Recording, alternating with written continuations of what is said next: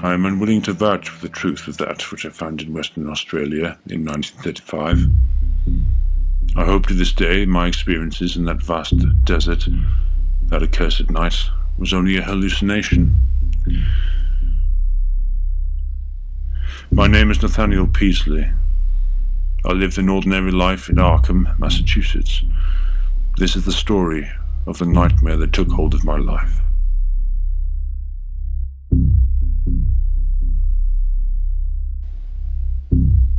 My collapse occurred while I was conducting a class in economy, which I teach at Miskatonic University. Suddenly, I was enveloped in darkness.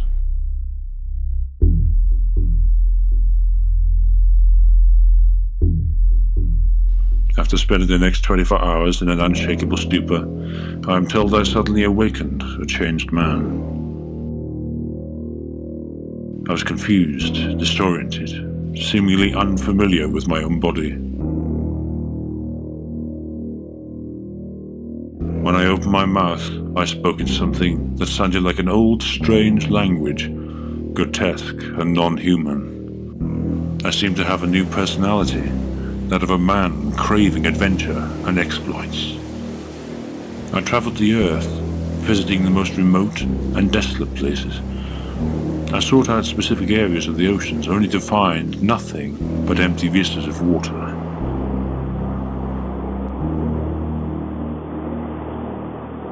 I journeyed through the extreme climate of the South Pole, searching for something I couldn't define.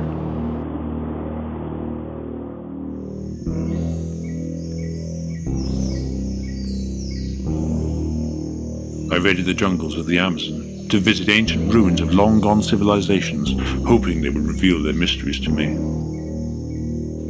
I always returned to Arkham disappointed. I grew silent and introspective, and rarely engaged in conversation with anyone.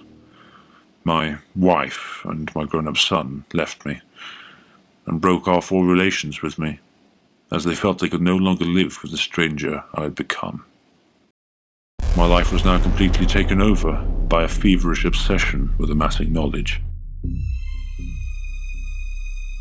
I vicariously read everything I came across with inhuman speed and remembered every detail.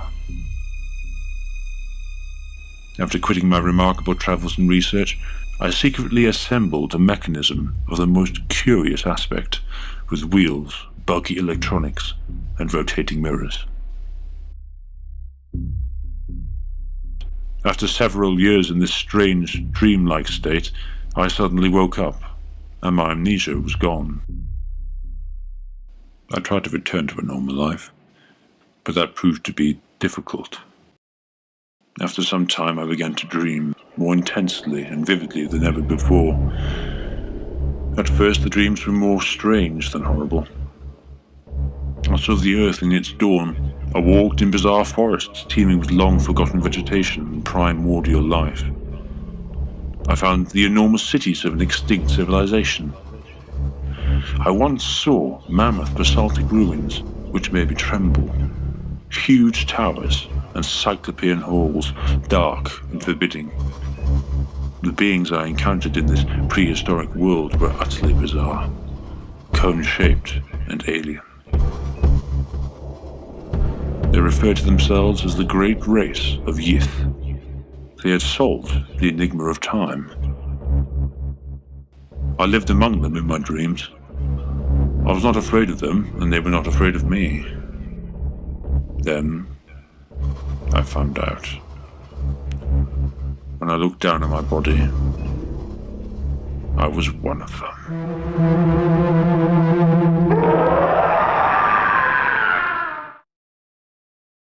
I woke half of Arkham with my scream of primal fear, when I madly tore myself back to the world of waking. But my dreams took me back every night. I found my mind being held prisoner in one of the bodies of the Yith.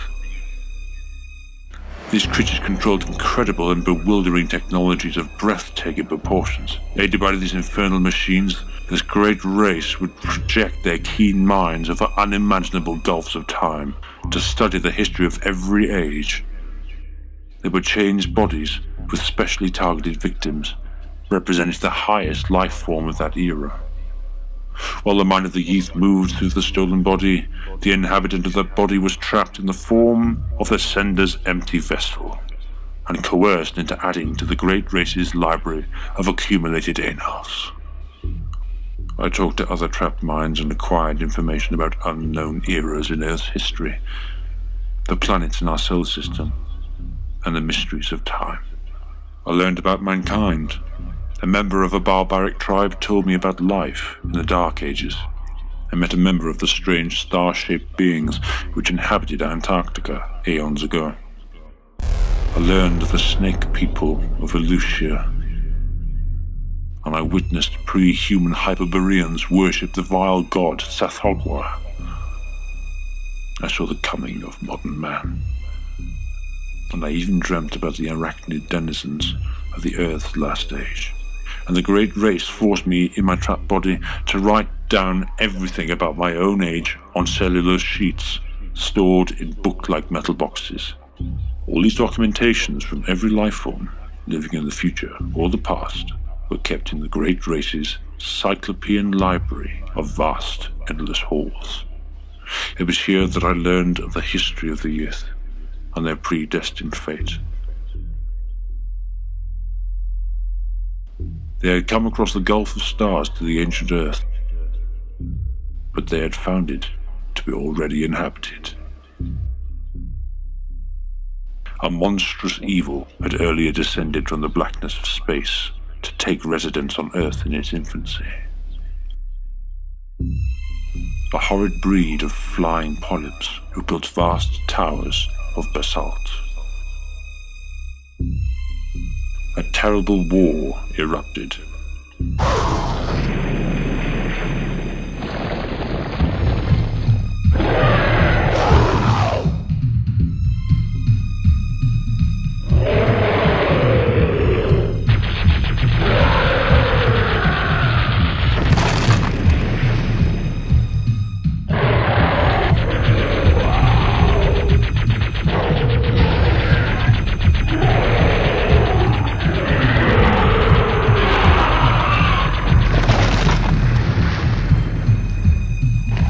Polyps were driven back and down into subterranean vaults. Here they were imprisoned for millions of years, but for all their unusual power and amassed knowledge, the great race knew that one day the polyps would break free and subject the world to their blasphemous presence.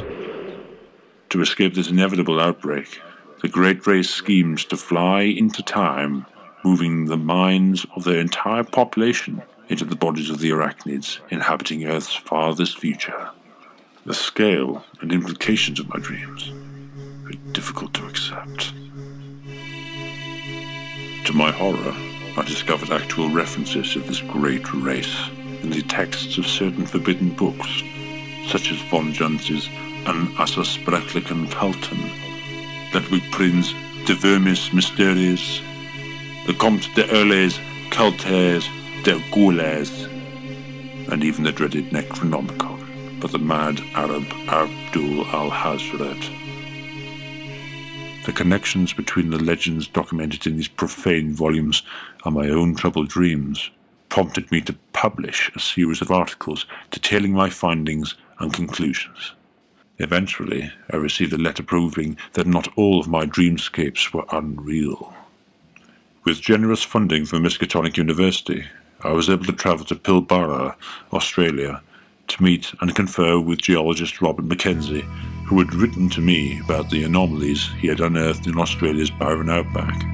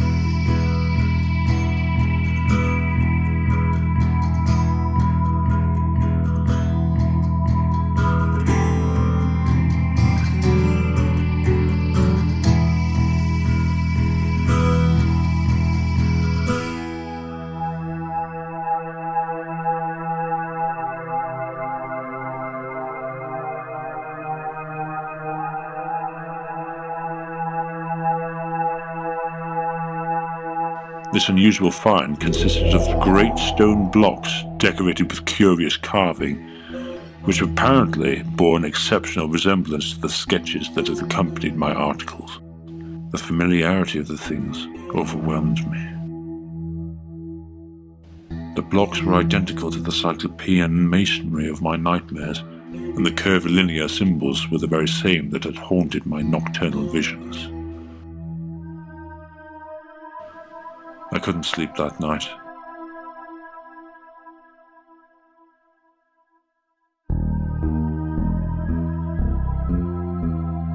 I took a walk in the cool desert to clear my mind. Wandering aimlessly, I ruminated about the fantastic implications of the geologist's find. Suddenly, I came upon a hollow in the sand. Something more than scientific zeal drove me to examine it, forcing me to burrow into the earth. I fell into darkness, and something hard struck me when I reached the petrous bottom.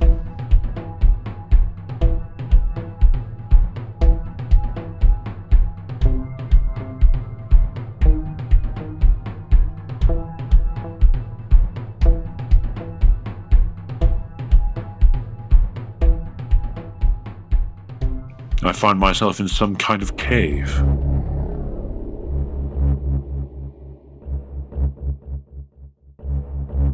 I walked through a rocky tunnel and entered a ruin buried in the sand. The surroundings were uncomfortably familiar. I had been here before. My mind simply refused to accept the reality of my deepest fears. I was in the bizarre buildings of my dreams. The very thought made me shudder.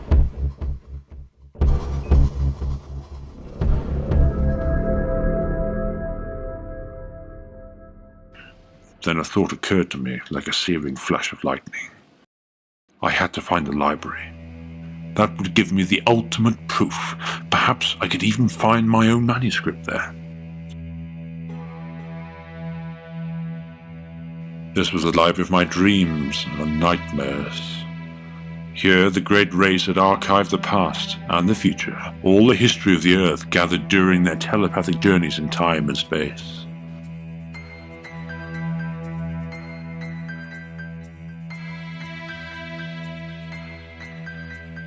What I saw in that ancient metal case, the thing that chills me to the root of my soul, was unmistakably my own penmanship on these cellulose sheets. It was then that I realized there was something alive in the darkness, something that had broken free after aeons of imprisonment and was now stalking me. I ran in panic through the craggy dark, trying to recall the path I had taken. In my frantic escape through the abyss, I had dropped the ancient tome that would prove to the world that my nightmares were real. How would I be able to convince anyone that doom is approaching?